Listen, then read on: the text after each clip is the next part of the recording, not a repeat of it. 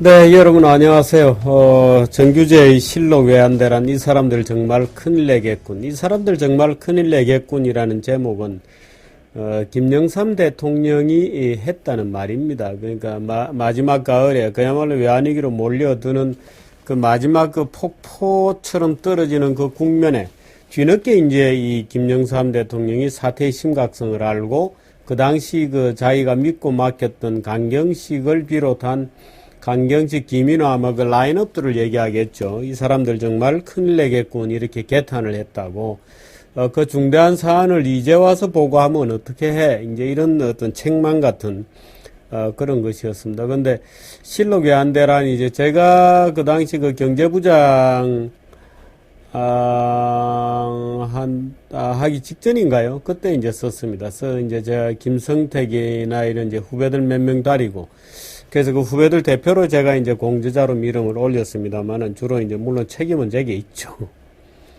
그랬었는데 아마 여러분들이 또, 굿펀드인가요? 굿펀딩인가요? 그게 이제 소셜 펀딩 방식으로 제가 사실은 이 정규제 TV 독자들을 위해서 그냥 제 돈으로 찍어서 한 권씩 다 나눠드리면 좋겠습니다만, 제가 또 뭐, 그건 또 썩 맞지 않는 것 같고, 그래서, 15,000원짜리 가격표가 되어 있습니다만은, 10,000원에 이제 제가 다시 좀 찍었습니다. 그래서 저희 회사에 찍은 거기 때문에 출판 이익 없이 그냥 실비로 찍어서, 이렇게 좀 나눠드리고 그랬습니다. 근데, 뭐, 여러분이 뭐, 많이 또 신청을 해주시고, 그래서 얼마나 고마운지 모르겠습니다. 그래서 이미 발송이 끝났고, 또, 뭐, 50권, 뭐, 이렇게, 10권, 이렇게 또 신청해 주신 분들이 몇 분 계셔서 그분들에게 제가, 약간 사인을 해서, 또 보내드리도록 하겠습니다. 어떻든 뭐, 그렇게 많이, 참여를 해주셔서 저로서는 깜짝 놀랄 정도로 아주 즐거웠고 또 재밌었던 그런 일이 되었습니다. 이것도 추억의 되겠죠.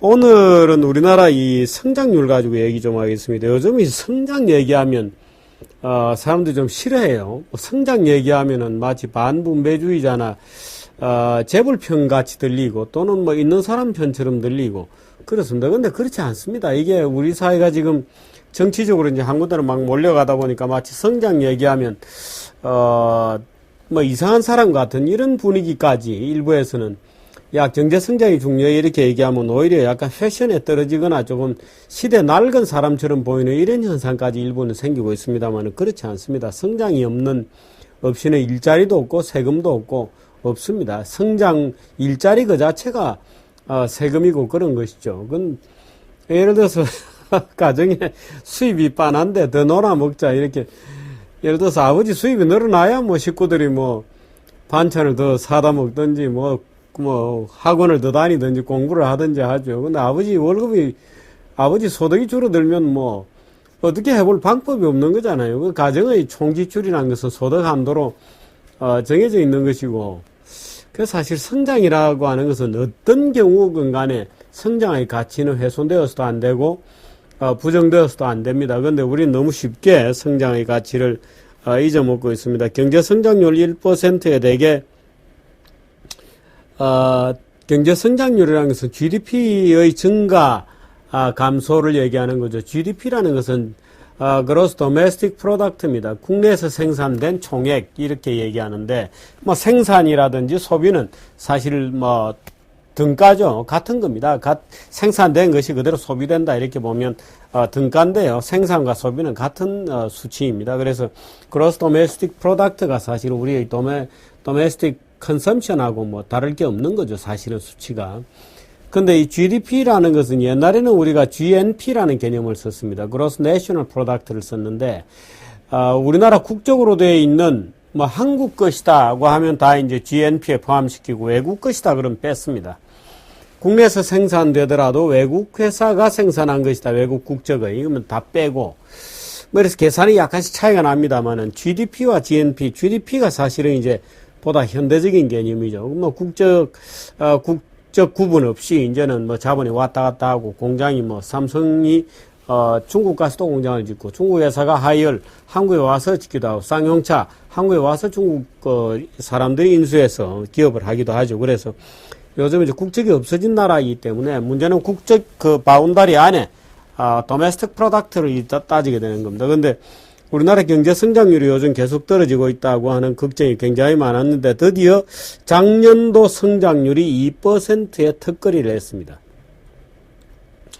2%의 턱걸이를 했다고 합니다만은 2010년도에 또 2011년도에 비교적 경제 성장률이 괜찮았기 때문에 2012년도로 오면 7분기 연속 마이너스 성장을 합니다. 2011년도 연속 제로 성장을 합니다. 2011년도 2분기에 0.8%, 그 다음에 또 3분기에 0.8%, 그 다음에 4분기에 0.3%, 그 다음에 2012년 들어서 1분기에 0.9, 그 다음에 2분기에 0.3, 3분기에 0.1, 4분기 들어서 0.4 이렇게 기록이 되어 있습니다.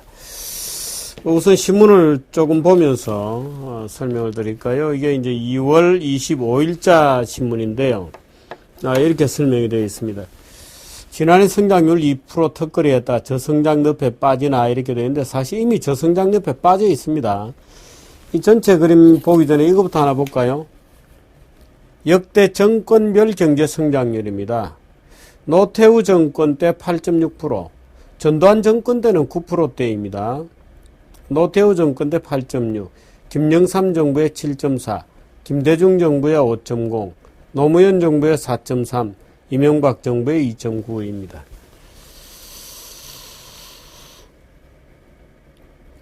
김대중 정부 첫해 이제 성장률이 많이 떨어졌었고요. 그 다음에 바로 리바운드해서 이제 꽤 회복이 되어서 5% 됐고요.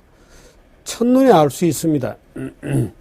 첫눈에 알 수 있는 것은 0%를 향해서 급속하게 떨어지고 있다 이렇게 하는 것을 여러분들이 알 수 있습니다. 예를 들어서 노태우 정부 때 8.6, 7.4, 5.0, 4.3, 2.9 이것을 그 박정희 시대부터 그림을 그리면요. 박정희 시대부터 그림을 그리면 이렇게 원형천정을 그리면서 떨어지는 중입니다. 지금 제로를 향해서 달려가고 있는 중이죠. 그래서 아마 이 추세대로라면 이 추세가 뭐 쉽게 바뀌겠습니까? 추세대로라면 박근혜 정부는 2%대 밑으로 떨어질 것이 거의 확실해 보이죠. 1.5% 정도까지 떨어지지 않겠는가. 만일에 박근혜 정부가 지금 복지 지출을 그대로 끌고 가거나 세금을 정세가 되었건 뭐 민주당이 주장하는 정세가 되었건 아니면 박근혜 당선인 정부가 주장하는 소위 지하경제 양성화가 되었건 어떻든 세금은 더 정부가 끌어가는 거죠. 뭐 지하경제 양성화는 그 자체로 공정하다, 조세는 공평해야 된다 하는 측면에서 볼 때는 정의로운 조세 정책이라고 얘기할 수 있지만 어떻든 민간 부분에서 정부가 걷지 않았던 세금을 더 걷어가는 것은 분명합니다. 그렇게 본다면 경제는 더 위축될 것이 확실하기 때문에 어떤 형태는 그게 옳건 그르건 간에 사실로서는 경제는 더 위축되는 사실이 나타난다고 하는 것이죠. 저는 언제나 뭐 지하경제 양성화 주장이고 조세는 형평하고 공정해야 된다라고 생각하는 사람인데 어떻든 지금 이렇게 원형 천정을 주고 대개 이제 이게 여러분 보시면 노태우 정부 때입니다. 노태우 정부 때 8.6%, 그다음 김영삼 소위 민주화 체제 이까지는 쭉 성장해 왔다가 급격하게 이렇게 떨어져서 지금 물론 이명박 정부는 사실 여러 가지 이제 악조건 핸디캡이 있습니다. 핸디캡이 있는 게 지금 이 정부라는 것은 작년에 2% 낮은 성장률을 계산한 겁니다. 그런데 이명박 정부는 역시 이제 2008년도에 리만 브라더스 사태로 촉발되었던 미국 경제위기, 또 2010년대에 제기되었던 유럽의 재정위기를 감안하면 비교적 선방한 것이다 하고 국제적으로도 얘기할 수는 있습니다만 어떻든 떨어진 것이 분명하죠. 그래서 김영삼, 김대중으로 떨어오면서 2.4%포인트는 아주 급락을 하고 그 다음에 0.7, 그 다음에 1.4 이렇게 또 급락을 했습니다. 만일에 뭐 1% 정도 포인트만 1% 포인트만 박근혜 정부 들어서 더 떨어진다고 해도 우리는 1%대의 저성장으로 들어가는데 그렇게 되면 이제 일본형 장기 침체로 들어간다 하는 이제 양상을 보일 수도 있습니다. 근데 일본 같은 경우에는 워낙 저력이 있는 국가이니까 일본형 장기 불황을 20년이나 버틴다. 제로 성장으로. 근데 우리나라 같은 경우에는 만일에 일단 성장세가 꺾여서 1%대로 들어선다 그러면 마이너스 성장으로 치달을 가능성도 상당히 있습니다. 그래서 이제 지금 걱정인데요. 이 그림을 다시 한번 보시죠, 뭐. 지금 이제 2002년도, 2011년도, 2012년도 들어와서 이제 이게, 1% 밑에입니다. 그러니까 이미 0%대로 왔다 갔다 하면서 계속 가고 있는 중입니다. 그래서 올해는 3% 정도 잘하면 기대되지 않겠느냐고 여러 사람이 전망을 하지만 경우에 따라서 3%에서 회복되고 쭉 이렇게 회복이 장기적으로 되었으면 좋겠습니다만 그렇지 않을 가능성도 부분적으로 있는 것 같습니다. 여러분들 제가 보통 이제 우리 경제 성장률이라고 할 경우에는 GDP의 증가율이거든요. 그 GDP가 얼마에서 얼마로 증가했다 이제 이겁니다. 그래서 GDP 증가율이 3%다 그럼 3% 성장률이다 이렇게 보는 거죠. 근데 GDP가 얼마이길래 얼마에서 얼마로 증가했냐 이렇게 이제 여러분들이 궁금하게 생각하실 텐데 우리나라 GDP를 화폐 단위로 따지면 작년도는 약 한 1100조 정도 됩니다. 1100조. GDP는 부가가치의 합이기 때문에 각 단계 부가가치가 쭉 늘어난 거 있잖아요. 그 부가가치의 합이 1100조입니다. 전체 다 합치면. 그래서 부가가치의 합이지 이게 스톡이나 자산 규모는 아닙니다. 자산과는 다릅니다. 예를 들어서 여러분들이 아마 유럽 같은 나라에 해외여행을 가보시면 예를 들어서 우리보다 별로 뭐 잘 사는 거 국민소득 예를 들어서 부가가치 증가율 부가가치 자체는 우리보다 크게 높거나 오히려 낮은 것처럼 보이는데 가서 정작 막상 살림살이를 보면 굉장히 부자처럼 보이는 지역들이 있죠. 우리도 마찬가지입니다. 예를 들어서 우리 집은 오래된 부자입니다. 그래서 전국에 땅도 많고 집도 많고 예를 들어서 자산이 굉장히 많은데 당장 벌어들이는 현금이 적은 겁니다. 그래서 우리 집은 좀 가난하게 살 수도 있죠. 말하자면 자산에 비해서 가난한 외양으로 보일 수 있습니다. 말하자면 쓸 돈이 없다. 당장에는 가진 거는 많지만 근데 옆집은 가진 건 하나도 없어요. 집도 없고 절도 없습니다. 근데 옆집은 장사를 해요. 장사를 해서 현찰이 많이 돌아가고 당장 현찰 수입은 많습니다. 그건 굉장히 부자처럼 보이죠. 당장 쓰는 돈은 나보다 훨씬 많죠. 우리나라는 굳이 따지자면 바로 그런 집에 해당이 됩니다. 말하자면 그 과거에 쭉 번 돈들이 축적이 되어서 자산으로 변해서 도로가 닦인다든지 집이 아주 깨끗한 집이 있다든지 SOC가 잘 되어 있다든지 공원 녹지 시설이 잘 되어 있다든지 이렇지 않죠. 우리는 이제 한 손으로 막 벌어서 한 손으로 그걸 막 만들어가는 그런 과정에 있고 예를 들어서 뭐 로마 같은 데 가보면 뭐 옛날 로마 시대 때부터 닦은 도로가 아주 멋지게 쫙 있다. 그거 다 자산이지만 부가가치는 아니거든요. 그래서 그런 나라는 상대적으로 가난하게 보입니다. 말하자면 굳이 따지자면 우리나라는 벼락치기로 돈이 좀 돌아가는 나라다 이렇게 볼 수 있죠. 이런 나라이기 때문에 실제로 일본이 우리나라보다 물론 뭐 GDP 규모는 굉장히 높습니다만은 일본에 가보면 아마 우리도 여러분이 일본의 시골에 돌아가 보면 일본은 굉장히 부자다는 것을 느낄 수가 있습니다. 말하자면 쌓여있는 것들이 있습니다. 그러니까 쌓여있는 것들이 있는 부자가 있고 그저 돈이 현찰이 돌아가면서 좀 생활에 여유가 있어 보이는 외양상 보이는 그런 국가들이 있는데 우리나라는 바로 그 후자에 속한다는 것도 우리가 잘 알아둘 필요가 있습니다. GDP는 이렇게 구성이 됩니다. GDP 이제 제가 지금 1000조라 그랬잖아요. 그럼 예를 들어서 1100조인데 1000조라고 보고 3% 성장했다는 얘기는 작년에 우리나라 GDP가 전년도에 비해서 3% 성장했습니다. 라는 얘기는 작년 GDP 규모는 1030조였다는 뜻입니다. 아시겠죠? 뭐 아주 너무 초보적인 얘기라서 설명드리는 게 좀 쑥스럽습니다만은 그래서 GDP 규모가 있고 GDP가 얼마에서 얼마로 늘어나서 얼마가 되었다 할 때 그걸 계산을 해서 몇 프로 성장이 되었다. 예를 들어서 옛날에 우리가 10%씩 성장을 했다는 뜻은 그 한 해 동안 부가가치가 예를 들어서 100조에서 110조로 늘어났다 이런 뜻이죠. 어마어마하게 늘어나는 겁니다. 1000조 같으면 1000조에서 1100조로 늘어났다. 10% 성장이면. 예를 들어 지금 우리나라 중국처럼 10% 성장했다. 그러면 우리나라 부가가치가 작년에 1000조에서 올해는 1100조 원으로 늘어났다. 이런 뜻입니다. 잘 들으셨죠? 그럼 추가로 늘어난 게 얼마냐? 100조 원이 늘어난 겁니다. 자, 잘 들으셨죠? 100조 원의 부가가치가 늘어난 겁니다. 부가가치세 얼마죠? 10%죠. 자, 세금 10조는 무조건 더 거친다. 맞잖아요. 그죠? 여기다 이 100조 원 중에 상당 부분이 이제 소득으로 또 잡힙니다. 이 소득 중에 또 소득세가 들어올 거 아니겠어요? 기타 등등 해서 우리가 경제성장률 1%에 약 2조 원 정도의 세금이 더 거칩니다. 말하자면 100조 원이 늘어났다 이러면 약 20조 원의 세금이 더 거치는 거예요. 그럼 이 박근혜 137조 원 중에 137조 원 돈이 든다는 거 아니에요? 복지가. 그럼 5년으로 나누면 예를 들어서 25조다. 그럼 간단하게 해결되죠. 우리가 경제성장률 10%만 올린다.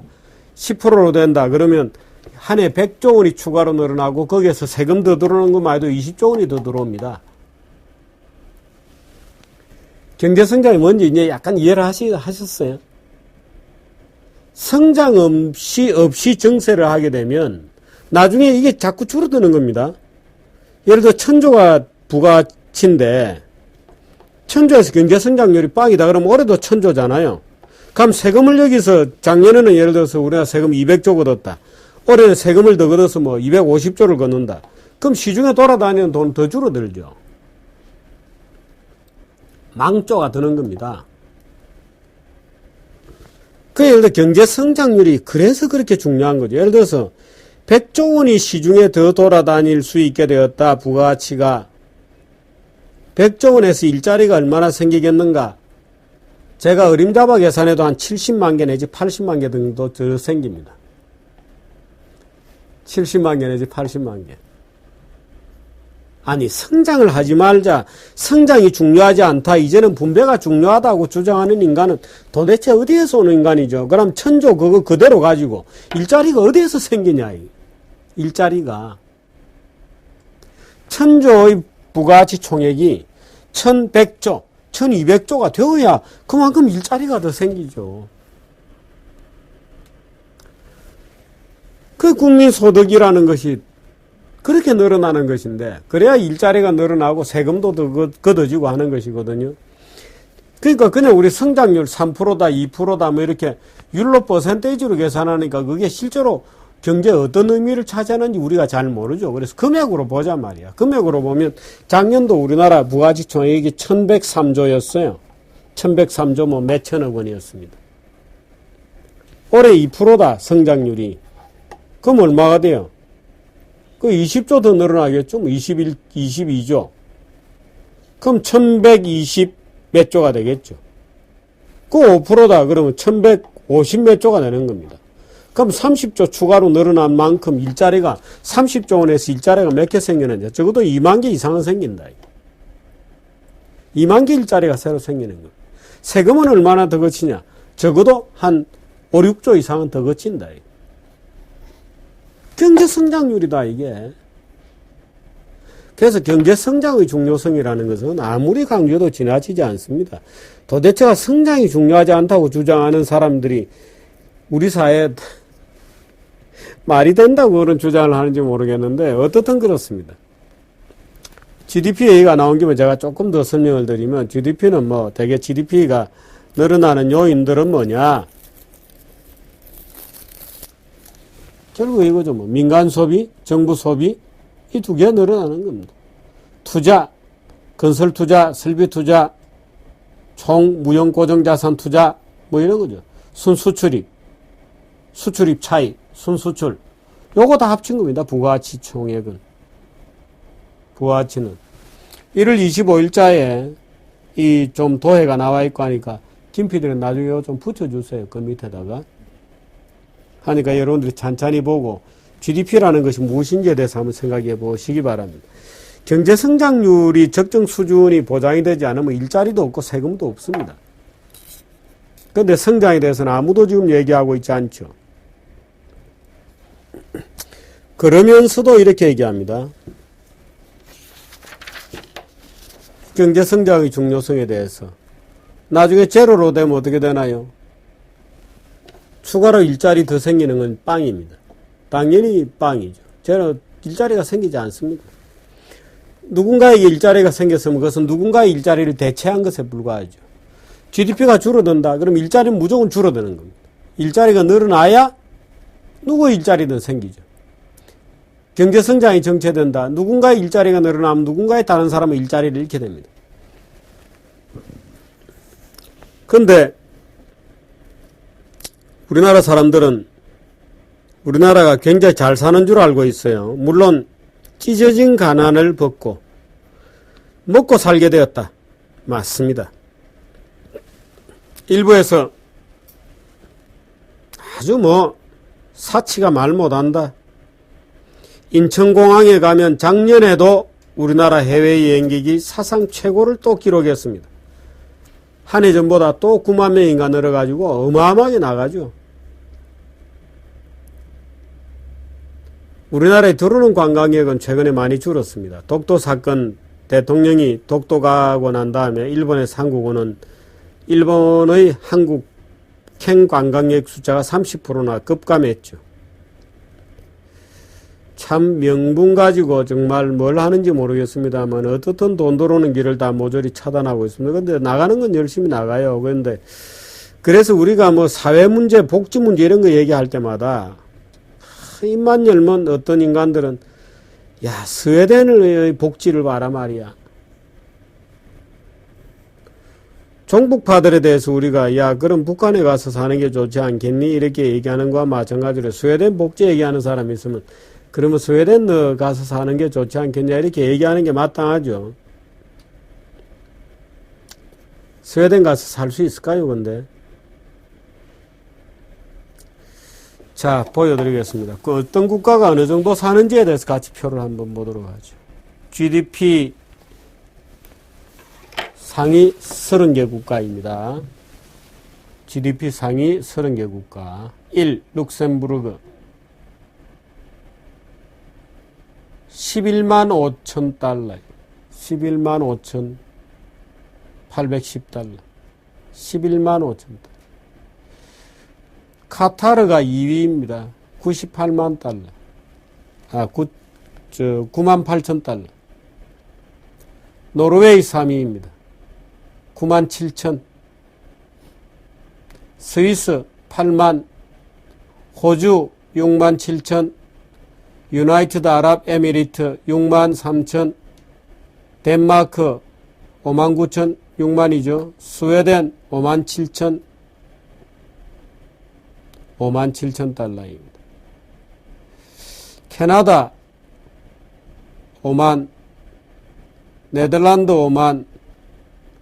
오스트리아 5만, 싱가포르 4만 9천, 5만, 거의 5만입니다. 싱가포르, 한국, 홍콩, 대만의 네 나라를 아시아 네 마리 용이라 그랬습니다. 근데 싱가포르 사람들이 지금 한국까지 포함해서 아시아 네 마리 용이라 그러면 좋아하겠습니까? 5만 달러인데. 싱가포르는 지금 5만 달러입니다. 싱가포르는 지금 5만 달러입니다. 우리나라의 2배가 훨씬 더 됩니다. 근데 우리가 같이 놀자 그러면 좋아하겠어요? 네 마리 용이라니 무슨 소리야 이럴 겁니다. 너희들이 무슨 용이냐 이렇게 얘기하겠죠. 핀란드 4만 8천, 미국 4만 8천, 아일랜드 4만 8천, 벨기에 4만 6천, 일본 4만 5천, 거의 4만 6천이죠. 일본이 이제 우리의 2배, 정확히 2배 정도 됩니다. 1인당 GDP입니다. 독일 4만 4천, 프랑스 4만 4천, 독일 프랑스는 거의 비슷하고요. 쿠웨이트 43,000, 아이슬란드 4만, 영국 38,000, 브루나이 38,000, 이탈리아 36,000, 뉴질랜드 36,000. 제가 하나씩 부르는 이유가 있습니다. 홍콩 34,000, 이스라엘 32,000, 스페인 32,000, 키프러스 28,000, 그리스 26,000. 32까지입니다. 한국은 어디 갔죠? 한국 어디 갔어요? 없습니다. 여기 32 안에 명단에.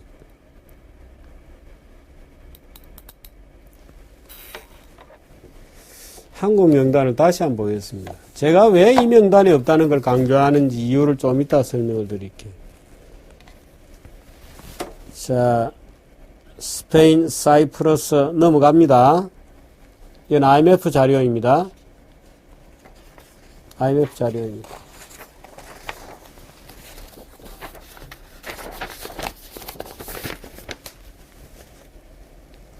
그리스 26,000, 슬로베니아 24,900, 오만 23,500, 바레인 22,900. 자, 드디어 한국에 나왔습니다. 22,400. 코리아. 물론 최근에 이제 원화가 강세 꽤 이제 올랐잖아요. 한 10% 가까이. 그래서 24,000 정도 지금 돼 있을 겁니다. 우리 밑에 포르투갈, 바하마, 사우디아라비아, 몰타, 그런 나라, 체코, 있습니다. 우리나라 사람들이 복지 얘기할 때 스웨덴 얘기하면 스웨덴 사람들이 배꼽을 잡고 웃을 겁니다. 근데 반값 등록금 할 때 여러분들이 귀가 따갑도록 들었겠지만 이렇게 얘기합니다. 좌빨들은 말이 참 이거 재미있는 표현 방법인데요. 우리나라가 OECD 평균에도 미치지 못한다. 이렇게 얘기합니다. OECD 평균이라니요. OECD 평균이라니. 우리나라는 세계 30위 안에 OECD가 세계에서 잘 사는 한 30개 나라 정도의 클럽이잖아요. 우리는 OECD에 가입은 되어 있습니다만 무역을 많이 하기 때문에 말하자면 우리나라는 장사하는 집안이에요. 말하자면 오래된 뼈대 있는 굵은 자산이 많은 그런 부잣집이 아닙니다. 우리나라는 그저 장사 부지런히 해서 현찰이 좀 돌아가는 나라입니다. 30대 국가에 우리나라 들지도 못해요.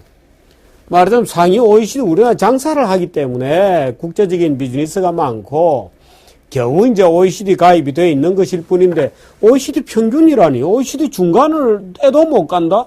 무슨 OECD 중간 애도 같은 표현을 해요? 그러니까 좌빨들이 TV 나와서 우리나라는 OECD 평균에도 못 미치는 무슨 교육비 지원이 평균에도 못 미친다니. OECD 끄트머리라도 붙어 있는 게 다행이죠. OECD 최하위인 게 정상이죠. OECD 평균에도 미치지 못한다. 이런 말이 성립이 안 되는 겁니다. 무슨 말씀? 평균 애도라니. 근데 자익들은 텔레비 나와서 입만 열면 OECD 평균이 어떻고 저떻고. 평균이라니.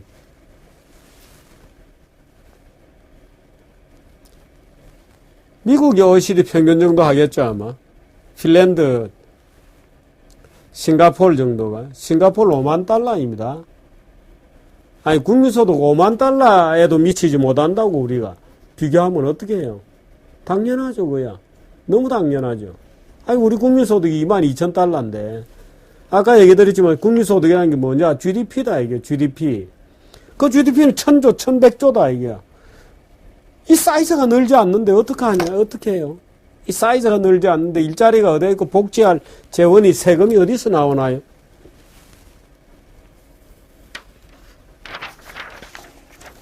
그래서 작년 기준으로 하면 IMF 자료에 따르면 우리나라는 끼케야 34위 정도의 국가이다. OECD 평균 따위 이런 거하고는 비교가 안 되는 거다. 하고 싱가포르, 홍콩, 대만, 한국을 네 마리 용이라고 부르는 거는 아니다. 턱도 없다. 싱가포르는 이미 5만 달러로 간 나라고 홍콩도 3만 5천 달러까지 치고 올라갔습니다.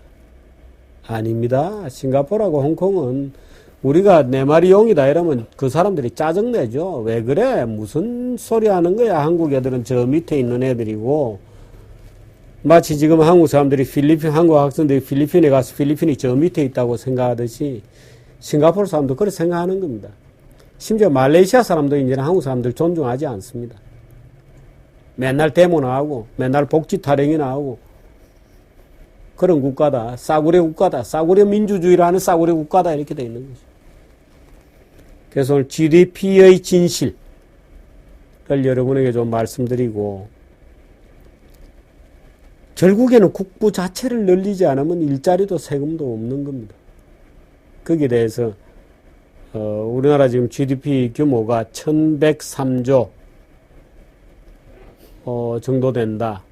1100조 약간 윗돈다 하는 정도는 우리가 좀 알아놓는 것도 좋을 것 같습니다. 그래서 어떤 기준 시점이 어떤 기준이 되는 시점에 어떤 수치를 기억해 놓는 것은 굉장히 중요합니다. 그래서 여러분들께 그런 말씀을 좀 드렸습니다. 오늘 혹시 좀 불편하게 들으셨을 수도 있는데 우리의 진실, 우리가 가진 역량이 아직은 그 정도밖에 안 된다. 또 그 역량에 맞는 뱁새, 황새 이런 얘기가 있잖아요. 그 역량에 맞는 어떤 시스템이라야 그게 지속 가능한 것이다. 또 문제는 그 역량 자체를 늘려가는 것이야말로 그 위에 설계되는 모든 것이 구축이 가능한 하나의 기초, 말하자면 베이스먼트가 된다. 기초공사가 된다. 또 지금 이 표에서 제가 보여드렸습니다만 역대 정권별 경제 성장률을 보면 사실 심각한 추세적 하강 상태로 곤두박질 치고 있다. 이 곤두박질 치온 역사가 우리나라 지금 대중민주주의 역사입니다. 지금 싱가포르는 한국과 같이 쭉 올라왔다가 계속 뻗어간 거예요. 한국이 이렇게 꺾어진 겁니다. 싱가포르가 홍콩은 계속 나아갔고 우리나라는 지금 꺾어져서 민주주의의 혹독한 대가를, 대중민주주의의 혹독한 대가를 치르고 있습니다. 그래서 복지에 대해서 여러 가지 경고의 목소리가 있습니다만은 모든 노인에게 20만 원씩 주겠다. 그러니까 모든 노인들이 이제 자기가 가난하다고 거짓말을 하죠. 4대 중증질환, 암, 뇌, 심장, 기타 또 하나가 뭐죠? 4대 질병은 국가가 뭐든지 공짜로 해주겠다. 이제 그런 복지 국가를 향해서 달려가고 있습니다. 복지의 지옥을 향해서 달려가고 있습니다. 아마 이번에 2030들이 복지국가 분배 정의를 부르짖었지만 막상 선거가 끝나고 노령연금이 20만 원씩 어떻게 된다는 얘기를 들었을 때 아마 충격을 받았을 겁니다. 아, 노인들이 그것 때문에 혹시 일치단결해서 박근혜를 찍었나 하고 놀랐을 수도 있는데 놀라지 마시기 바랍니다. 반값 등록금도 마찬가지고 복지 자체가 그런 것입니다. 기만이요, 사기요, 경제를 갉아먹는 겁니다. 보편적 복지는, 물론 선택적 복지는 인간의 자비심과 이타심, 도덕심에 부합하는 것이지만 보편적 복지는 그렇지 않습니다. 모든 자에게 돈 뿌린다. 그런 거짓말과 사기가 어디에 있습니까? 그래서 오늘 GDP의 진실 이런 제목으로 여러분들께 말씀을 드렸습니다. 고맙습니다.